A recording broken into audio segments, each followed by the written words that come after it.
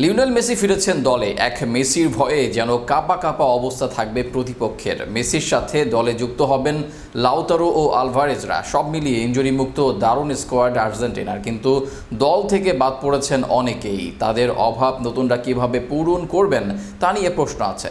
সব মিলিয়ে আর্জেন্টিনার স্কোয়াডের ভালো ও খারাপ দিক নিয়ে বিস্তারিত থাকছে প্রতিবেদনে। আগামীতে ব্যস্ত সূচি আর্জেন্টিনার। বিশ্বকাপ বাছাই পর্বে চিলি ও কলম্বিয়ার বিপক্ষে নামবে দল। সেই সূচির কথা মাথায় রেখে এবার দল ঘোষণা আর্জেন্টিনা দলের। যদিও বিশ্বকাপে এর মাঝেই উঠে গেছে আর্জেন্টিনা দল, এরপরও প্রতিটা ম্যাচকেই গুরুত্বের সাথে দেখছে আলবিসেলেস্তারা। তবে স্ক্যালোনির দলের যেমন ভালো দিক আছে নানা খারাপ দিকও। দলে ফিরেছেন লিওনেল মেসি, লাউতারো মার্টিনেজ, ডিপলরা, আর তাতে আরও শক্তিশালী হয়েছে আর্জেন্টিনা দল। বিশেষ করে আক্রমণ হয়েছে আরও শক্তিশালী। মাঝ মাঠেও একাধিক অপশন বেড়েছে দলের মাঝ মাঠে মূল 3 খেলোয়াড় তো আছেনই, তাদের এক বা একাধিক বিকল্প বেশ দারুণ। অপরদিকে দায়িত্ব নিয়েছিলেন অ্যাটলেটিকো মাদ্রিদের হুলিয়ান আলভারেজ। তার সাথে থিয়াগো আলমাদা ও সিমিওনের মতো তরুণরা শুরুর একাদশে খেলেছেন, সেখানে পারফর্মও করেছেন। এজন্য কোচ স্ক্যালোনি নিজেই বলেছেন, শুরুর একাদশ ও বেঞ্চের খেলোয়াড়দের মধ্যে তেমন কোনো পার্থক্য নেই। সেই কথার বাস্তবায়ন করেছে সবাই, যা দলের গভীরতা ও ভারসাম্যের প্রমাণ।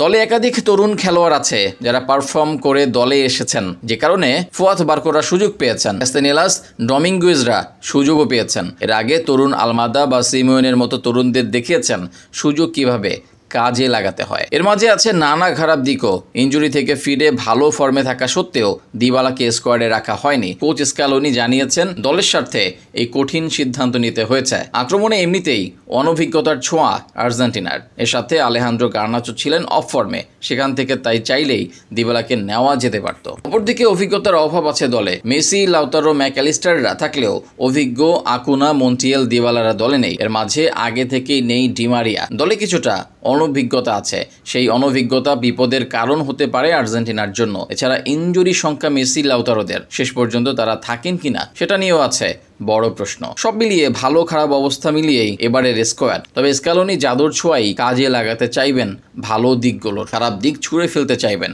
দেখা যাক সেই কাজে কতটা সফল হন তিনি।